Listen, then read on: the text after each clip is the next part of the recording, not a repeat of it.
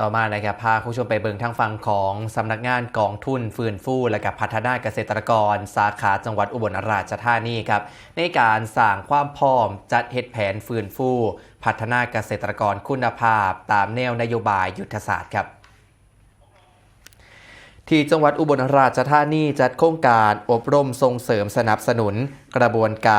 การสร้างความเข้มแข็งองค์กรเกษตรกรกิจกรรมที่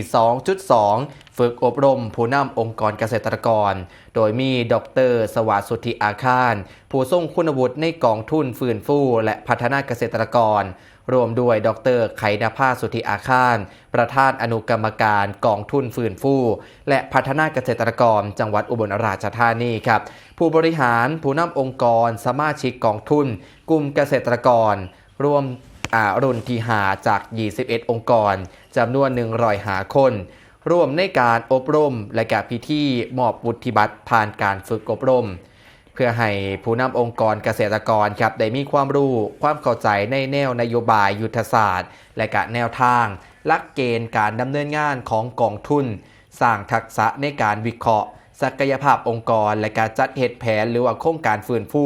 ที่สอดคล้องกับความต้องการของสมาชิกสร้างเครือข่ายความร่วมมือ